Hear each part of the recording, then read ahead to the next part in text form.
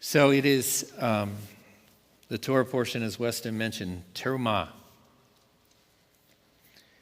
It is the beginning, the very beginning of the building of the house. And I'm glad to have come to this portion right now at this particular time in redemptive history, because it talks about building the house of God.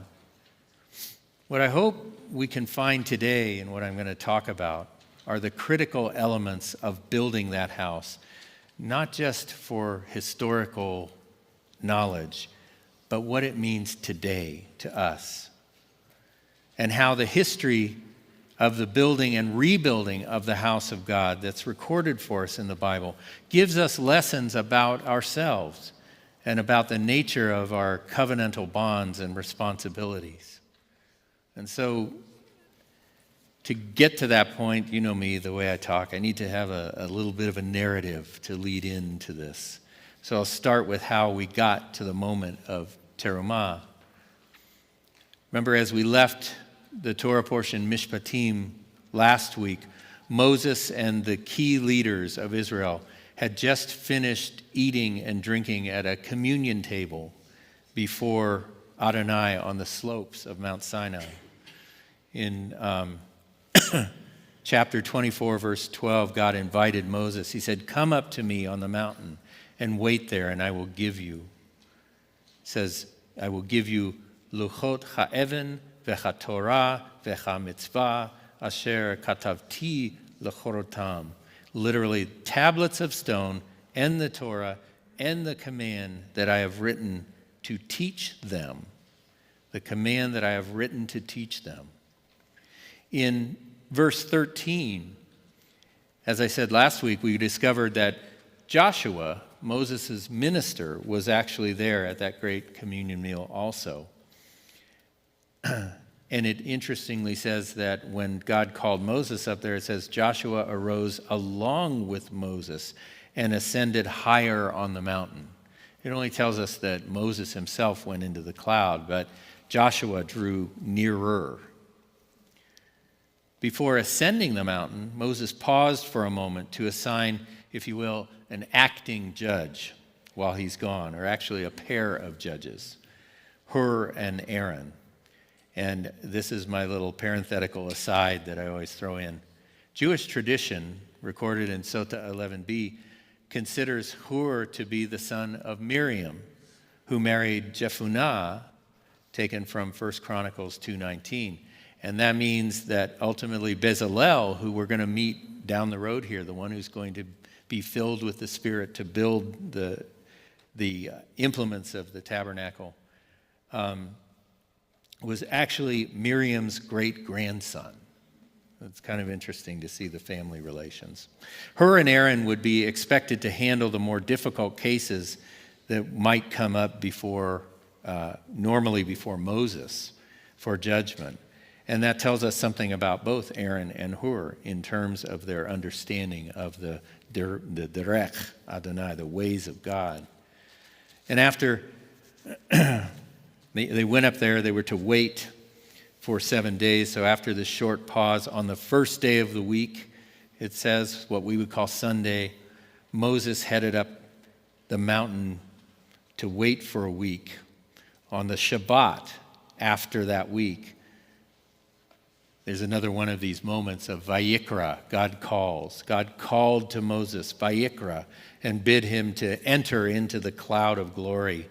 From the base of the mountain, the Israelites could see the kavod, the glory of God, like lightning and thunder in the cloud. Ke'esh ochelet, like a fire that eats, or a consuming fire on the top of the mountain. And as you know, my former life in the Forest Service, I was on a lot of forest fires.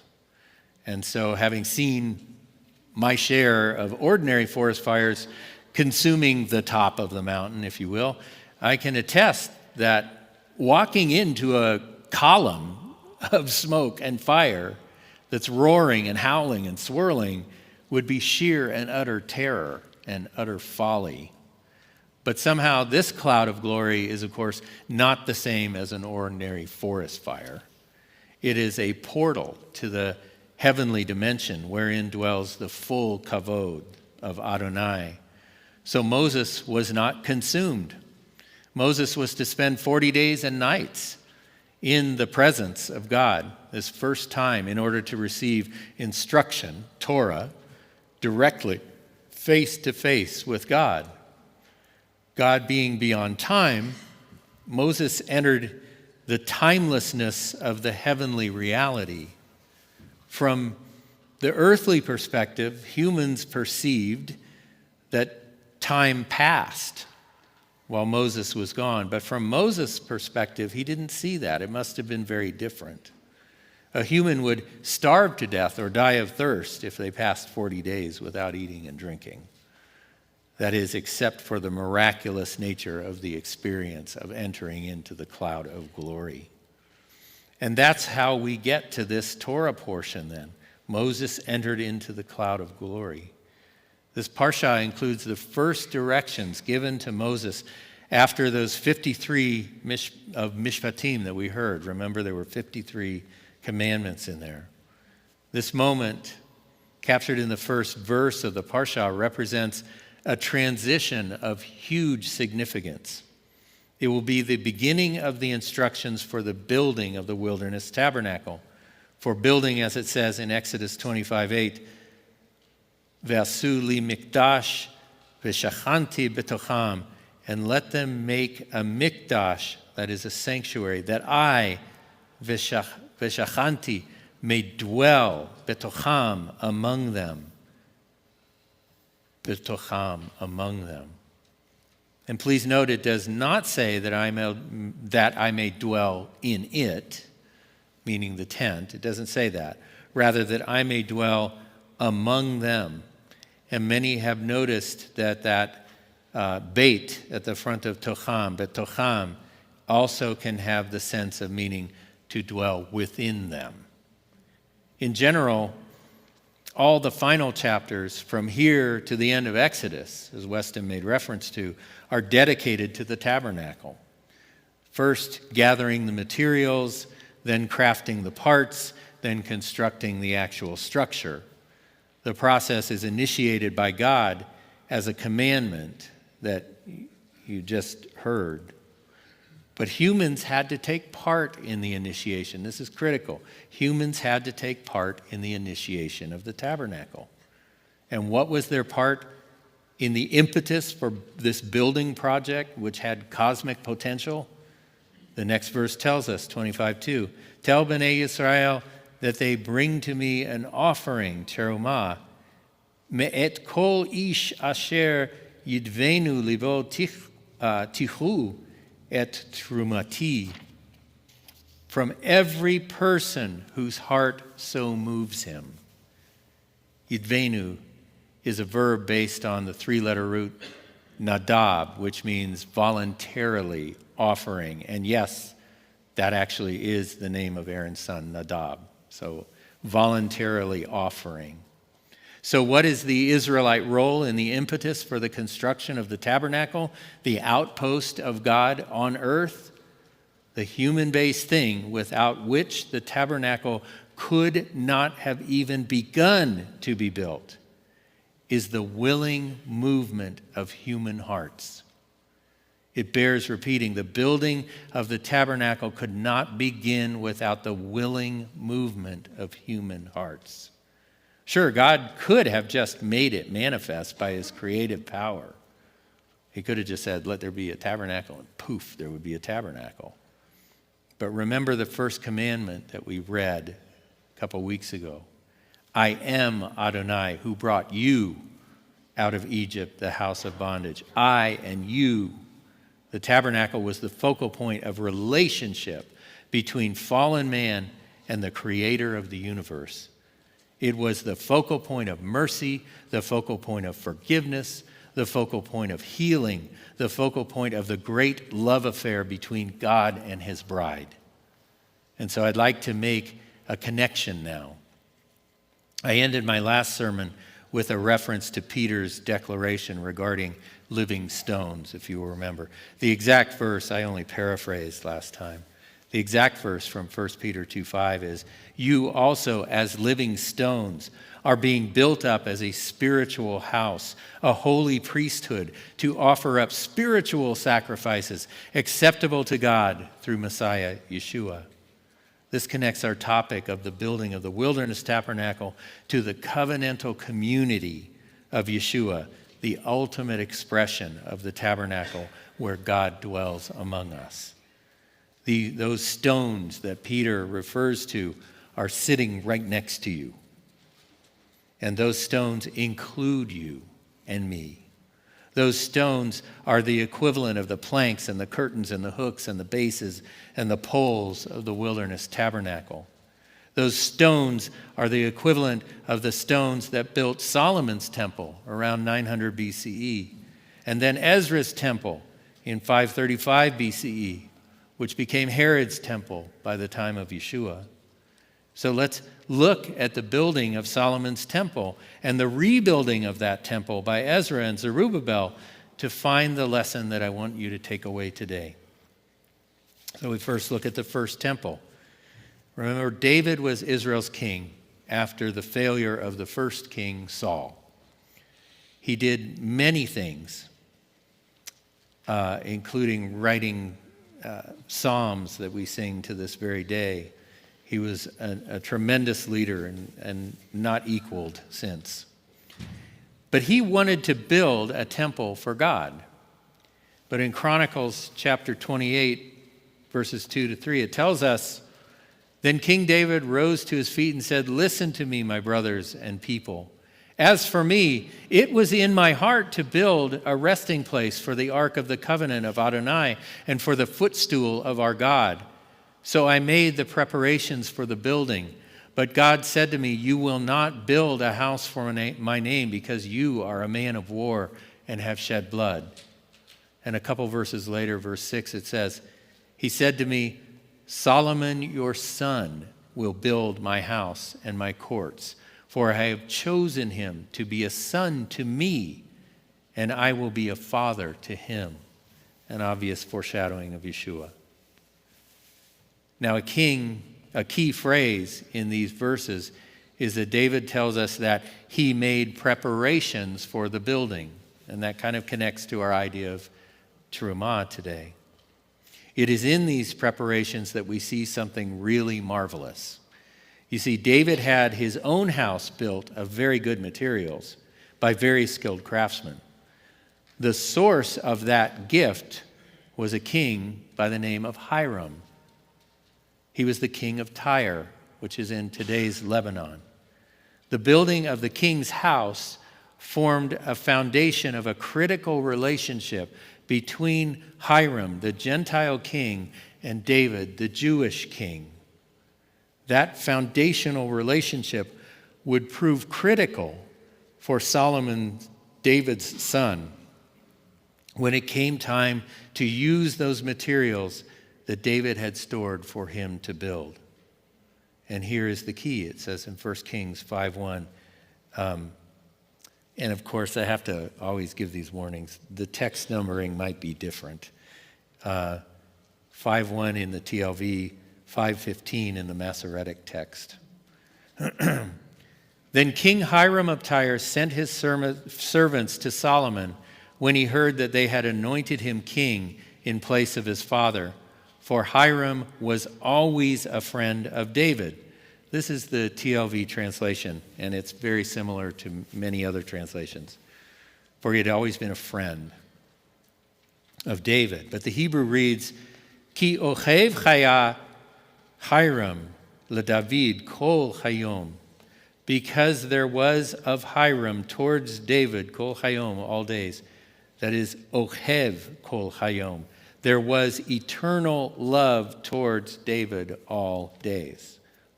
Ochev kol hayom.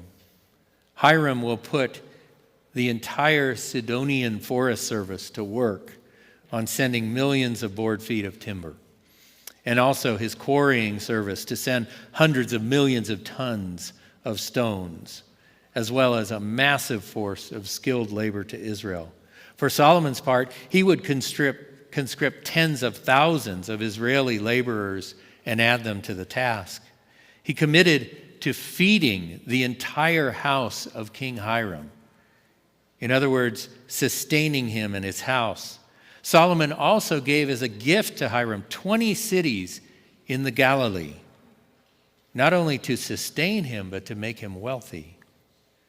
And I will not cover all of that in detail for the sake of time, but Hiram played a critical and huge role in the building of the house of God. Without the terumah of Hiram, the house of God could not have been built. And the house of God could not have been built except for the partnership between a Jew and a Gentile. That's a key part here. And it was based on what? What was the foundation of all that? Not unlike the terumah foundation. It was based on Ohev Kol Yamim, eternal love between David and Hiram. And that love passed down to David's son. And that love drove the gathering of the workforce, which was also a mix of Tyrians and Sidonians and Jews together, laboring in love for the sake of building the house of God. When we are talking about David and Solomon, we are talking about the line of Messiah, the son of David and the son of God. So when the text shows us that Hiram loved the father and also loved the son, well, it's easy to see the foundation upon which the house of God is built, the love of the father and the fidelity to the son of David.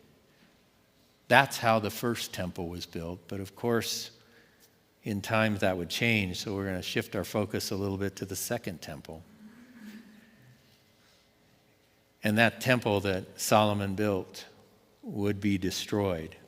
And the leadership and the nobles of Israel would be taken into exile by Nebuchadnezzar of Babylon. And after being there for 70 years, as predicted by the prophet Jeremiah, and some marvelous thing happened. The very end of the book of Chronicles tells us in Ezra chapter 1, verses 1 through 4. Now in the first year of King Cyrus of Persia, in order to accomplish the word of Adonai from the mouth of Jeremiah, Adonai stirred up the spirit of King Cyrus of Persia to make a proclamation throughout his entire kingdom, announcing in a written edict saying, "Thus says King Cyrus of Persia, Adonai, the God of heaven, has given me all the kingdoms of the earth. He has appointed me to build a house for him in Jerusalem, which is Judah. Whoever is among you from his people, may his God be with him, may go up to Jerusalem, which is in Judah, and build the house of Adonai, the God of Israel. He is the God who is in Jerusalem. As for anyone who remains wherever they may be living, let the people of those places supply him with silver and gold, with goods and livestock, and with free will offerings for the house of God in Jerusalem." So Cyrus acknowledges the true God, and that is the true God who has given him authority over all his kingdom. And he commands the rebuilding of the house of God in Jerusalem. He will return all of the utensils and the pots and the pans and the hooks and all that was stolen from there by Babylon. And then in Ezra chapter 4, verse 3, we read of who the Jewish leadership is. It is Zerubbabel and a priest named Yeshua.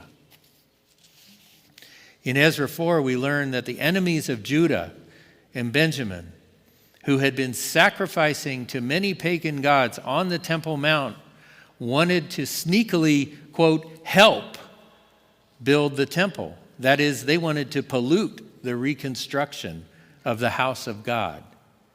And here is what it says in Ezra 4, verses 1 through 3. When the enemies of Judah and Benjamin heard that the returned exiles were building a temple for Adonai, the God of Israel, they approached Zerubbabel and the leading patriarchs and said to them, "Let us build with you, for like you, we seek your God and have been sacrificing to him since the days of Esarhaddon, king of Assyria, who brought us here. But Zerubbabel, Yeshua, and the rest of the prominent patriarchs of Israel said to them, "It is not for you and us to build a house for our God, but we alone will build it for Adonai, the God of Israel, just as Cyrus, king of Persia, has commanded us." You see, in this instance, the partnership between the leadership of Israel and King Cyrus of Persia was founded on the belief in the one true God. And thus, the partnership was even able to stand firm against corruption of that house. The command of Cyrus, stirred up by God, working in his life, was to send Zerubbabel, Yeshua, and the leaders of the Jewish people to build the temple. And that building mirrored the original terumah in that they were to bring gifts. Remember, as it said, gold and silver, etc. The first chapter of Ezra says, all whose spirit had been aroused by God supported the endeavor with gifts. So you hear the direct echo of terumah right there in that. And let's not forget that it was once again a partnership between the leadership of the Jewish people and a Gentile king of Persia that allowed that house to be rebuilt. So we've come to this again. That's how it was that it was built the first time, and that's how it gets rebuilt the second time. So let's tie all this together right now. The original building of the tabernacle represented building a house so that God could dwell among men. That construction could not begin until there was a movement of the human heart. Thus, something even greater was built. And what was built was the focal point of chesed, the focal point of forgiveness, the focal point of mercy on earth. The original building of the temple in Jerusalem was a joint project between Jew and Gentile. It was possible because of the eternal love between David and Hiram and renewed with Solomon. The rebuilding of that temple was also a Jew and Gentile partnership. That partnership guarded the true faith, protected it against the enemies of God, the enemies of the Jews. Let's take these lessons and merge them with our text from Peter that we started out with. In our minds, think about what that means. Yeshua said in John 10:16, remember, I have other sheep that are not of this fold. Those I also must lead, and they will listen to my voice. So there shall be one flock and one shepherd. I'm mixing metaphors here, but it is valid. The good shepherd is the builder of the house of God. It is he who has, as Peter said, been forming us into living stones. And it is he who also said, in a different context, a house divided against itself cannot stand. It was countering those that were accusing him of casting out demons in the name of Beelzebub. But the principle is a true one, and it applies here. A house must be built in unity. The stones must be in unity, and they must be aligned with what? The chief cornerstone. That is to say that in this day and age, places like Beth Shalom are a precious reflection of the love between Hiram and Solomon, of the partnership between Cyrus and Zerubbabel that was able to build the house of God. Jews and Gentiles each have an important and interdependent redemptive role to play. We are each bound together, each co-laboring in the construction of the house. And our taskmaster, who is he? Well, he is the one who's, as he said, his yoke is easy and his burden is light. It is good work, and it is the most important work in the world. We need to not only respect each other's uniqueness and identity, but we must love each other's uniqueness and identity. Stones can't fit together unless they are shaped just so. And these stones are being shaped by the master's hands. That shaping is going on with all of us each and every day. And so together, in a place like this, when we come together and worship, when we stand alongside one another, when we raise our voices in unity together, we are building yet another course of stones in that house of God that is soon going to be filled with his glory when he returns, because he's already in our hearts. Yes? Amen.